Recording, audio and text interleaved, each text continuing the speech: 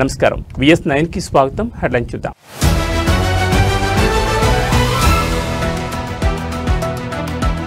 Fee reimbursement వివాదం కమిటీలపై బండి సంజయ్ తీవ్ర విమర్శలు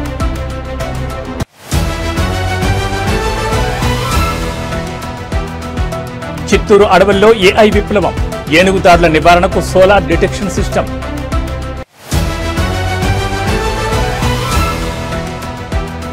బాహుబలి అభిమానులకు పండగ the eternal war part 1 teaser విడుదల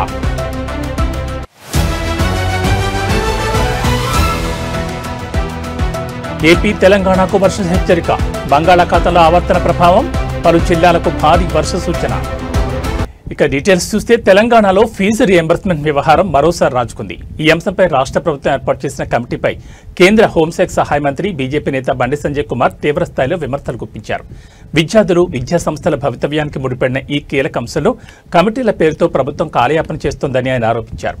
ఫీజు బకాయిలు చెల్లించకపోవడం వల్ల ఇప్పటికే 2500 విద్యా సంస్థలు మూతపడ్డాయని, ఇది విద్యారంగాన్ని నాశనం చేస్తుందని ఆయన మండిపడ్డారు.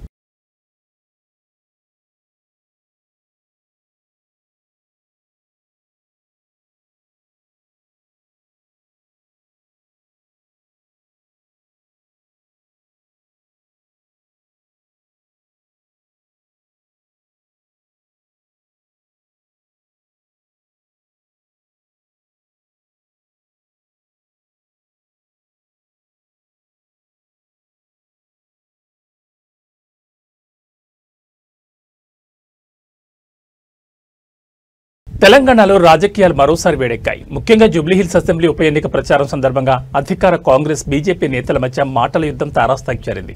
ఈ ప్రచారంలో భాగంగా ముఖ్యమంత్రి రేవంత్ రెడ్డి కేంద్ర మంత్రి కిషన్ రెడ్డికి నేరుగా సవాల్ విసిరారు. బీజేపీకి బీఆర్ఎస్ కు మధ్య ఎలాంటి రహస్య ఒప్పందం లేదు అని మీరు నిరూపించుకోవాలంటే మాజీ ముఖ్యమంత్రి కేసీఆర్ మరియు మాజీ మంత్రి హరీష్ రావులను అరెస్ట్ అయ్యేలా చూడండి అని రేవంత్ రెడ్డి డిమాండ్ చేశారు.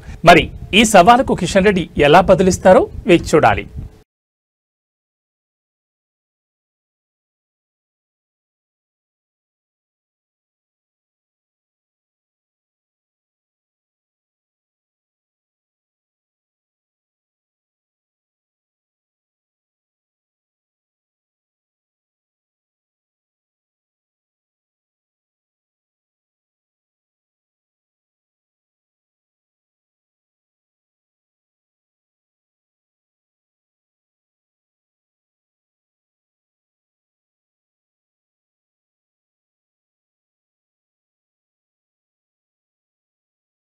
ఆంధ్రప్రదేశ్లో గ్రామీణ ప్రాంత రోడ్ల మరమ్మతులు పునర్నిర్మాణానికి సంబంధించి ప్రభుత్వం ఒక కీలక నిర్ణయం తీసుకుంది.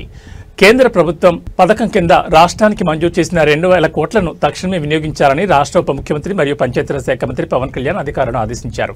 గ్రామాలకు పటిష్టమైన రోడ్లను అందించడమే కూటమి ప్రభుత్వ లక్ష్యమని పేర్కొన్న ఆయన ఈ నిధుల వినియోగంలో పారదర్శకత పాటించాలని, పనుల నాణ్యత విషయంలో ఎక్కడా రాజీ పడకూడదని అధికారులకు స్పష్టం చేశారు. మరీ ముఖ్యంగా ఈ నిధులను దెబ్బతిన్న పంచాయతీరాజ్ రోడ్ల పునర్నిర్మాణానికి వినియోగించాలని, అత్యంత తీవ్రంగా దెబ్బతిన్న రోడ్లకు మొదటి ప్రాధాన్యత ఇవ్వాలని ఆయన దిశానిర్దేశం చేశారు.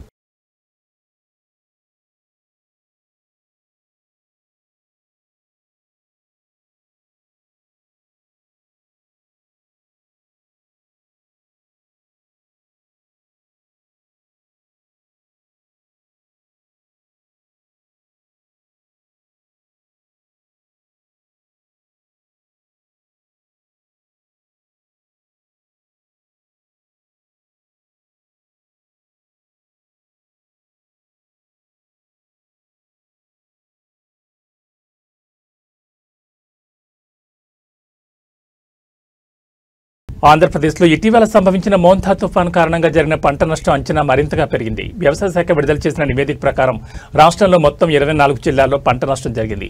ముఖ్యంగా కోస్తాంధ్ర మరియు కృష్ణా జిల్లాలో నష్టం తీవ్రత ఎక్కువగా ఉంది. మొత్తం మీద అంచనా వేసిన దానికంటే ఎక్కువగా 1.58 లక్షల హెక్టార్లలో పంట దెబ్బతిన్నట్లు ఈ నివేదిక స్పష్టం చేసింది. ఈ అనూహ్య నష్టంపై రైతుల్లో ఆందోళన వ్యక్తమవుతోంది.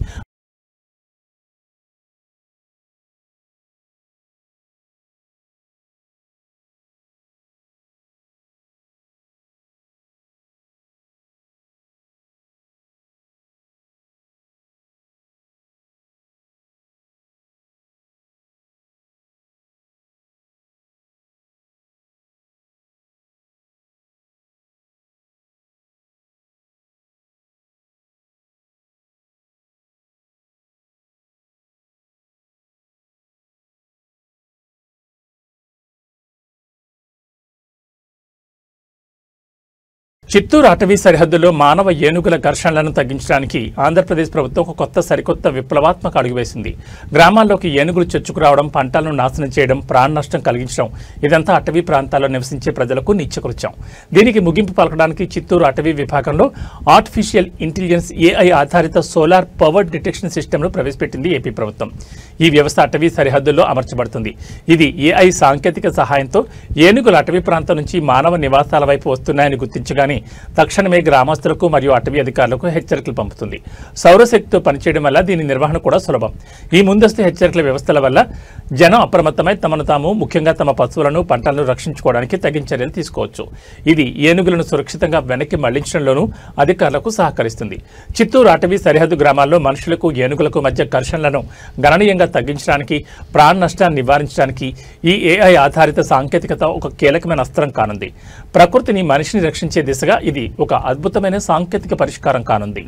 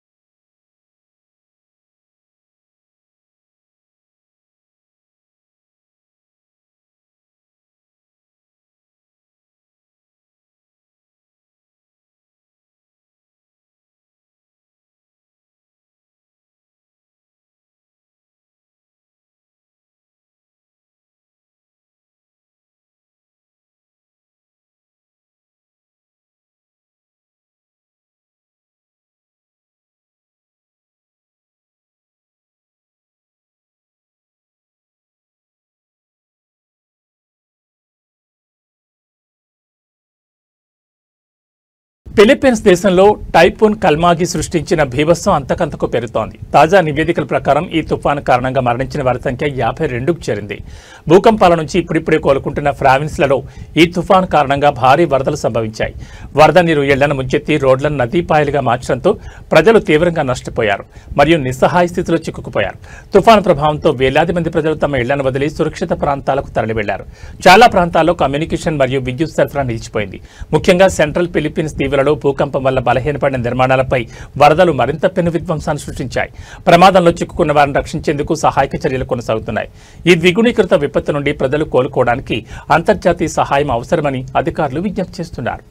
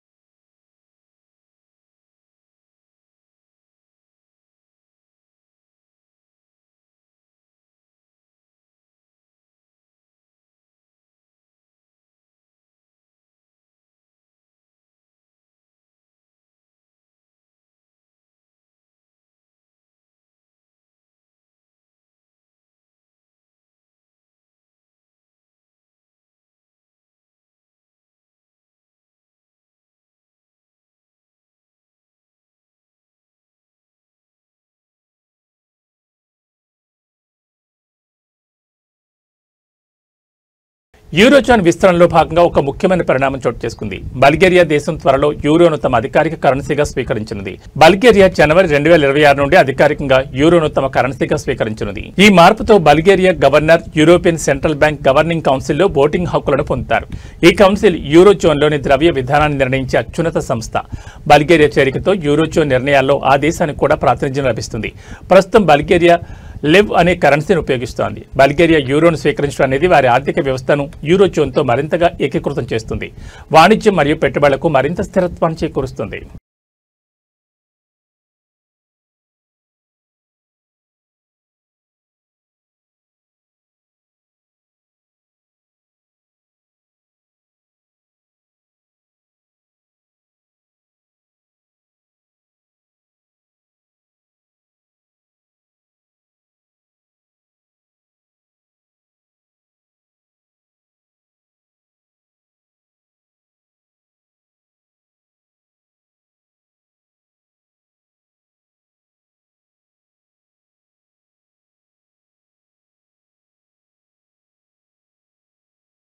భారతీయ సినిమా చరిత్రలో ఓ మైలురాయిగా నిలిచిన బాహుబలి ఫ్రాంచైజీకి సంబంధించిన మరో సంచలన అప్డేట్ ఇది.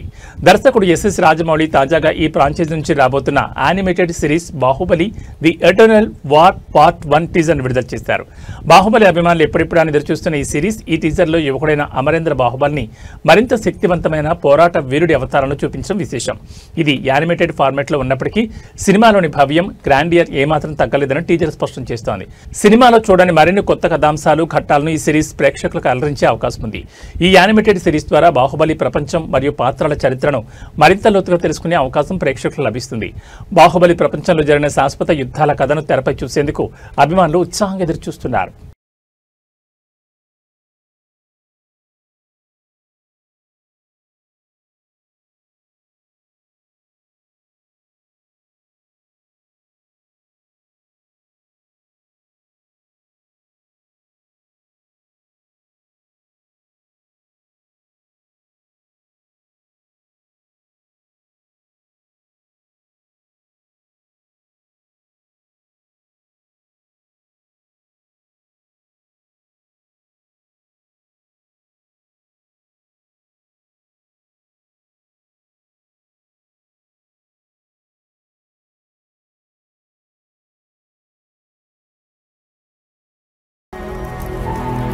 When gods fall,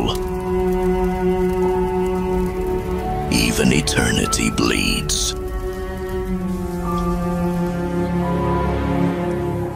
You were born from light, and yet you march with shadows. The light abandoned me long before the darkness embraced me. Mega power star Ram Charan, Uppena fame Buchi Babu, Sana కాంబినేషన్లో వస్తున్న రూరల్ స్పోర్ట్స్ డ్రామా పెద్ది నుంచి అదిరిపోయే musical update వచ్చింది. సినిమాకు Oscar award గ్రహీత AR Rahman సంగీతం అందిస్తున్న సంగతి తెలిసిందే. తాజాగా ఈ సినిమాలోని మొదటి సింగిల్ చికిరి గురించి ఏఆర్ రెహమాన్ మరియు దర్శకుడు బుచ్చిబాబు సానా ఒక సరదా వీడియో ద్వారా వివరాలు పంచుకున్నారు. చికిరి అంటే ఏంటి? ఆ వీడియోలో ఏఆర్ రెహమాన్ చికిరి అంటే ఏమిటని అడగ బుచ్చిబాబు, మా ప్రాంతంలో అలంకరణ అవసరం లేని సహజంగా అందంగా ఉండే ఆడపిల్లలను ముద్దుగా చికిరి అని పిలుస్తారని వివరించారు. రామ్ చరణ్ పాత్ర పెద్ది. హీరోయిన్ జాన్వీ కపూర్ను మొదటిసారి చూసినప్పుడు అతని మనసులో కలిగే భావాలను ఈ పాటలో చూపించబోతున్నారట. Oscar winner A R Rahman tune, Buchibabu Sana rural story telling మరియు రామ్ చరణ్ మాస్ స్టెప్పులు ఈ పాటను ఎంత పెద్ద హిట్ చేస్తాయోనని అభిమానులు ఉత్సాహంగా ఎదురుచూస్తున్నారు. నవంబర్ 7న ఈ చికిరి పాట పూర్తి లిరికల్ వీడియో విడుదల కానుంది.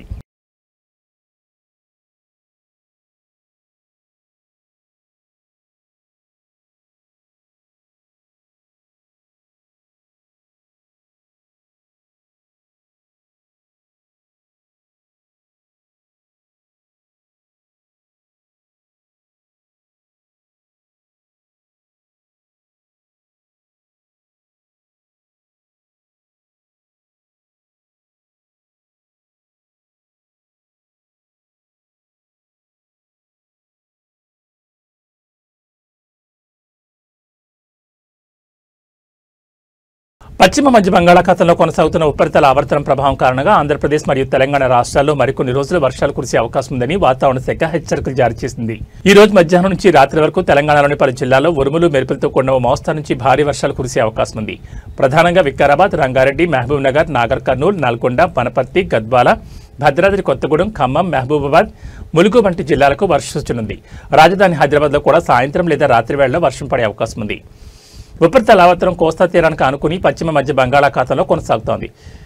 కోస్తాంధ్ర మరియు రాయలసీమ ప్రాంతాలకు ఎల్లో అలర్ట్ జారీ చేశారు. ఈరోజు కోనసీమ, కృష్ణా, గుంటూరు, బాపట్ల, ప్రకాశం, నెల్లూరు, కర్నూలు, కడప, తిరుపతి జిల్లాల్లో అక్కడక్కడ పిడుగులతో కూడిన మోస్తరు వర్షాలు కురిసే అవకాశం ఉంది. మిగతా జిల్లాల్లో తేలికపాటి వర్షాలు పడవచ్చు.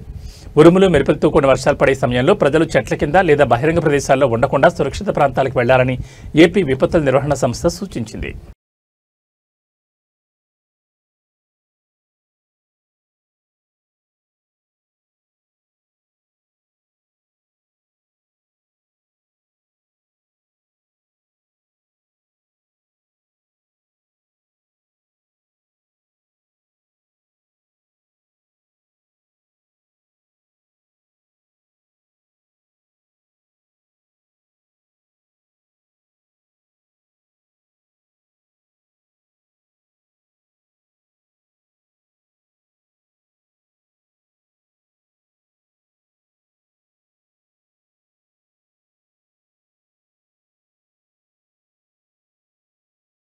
ఇవి బులెటిన్ విశేషాలు. మరో బులెటిన్లో మళ్ళీ కలుసుకుందాం. నమస్కారం.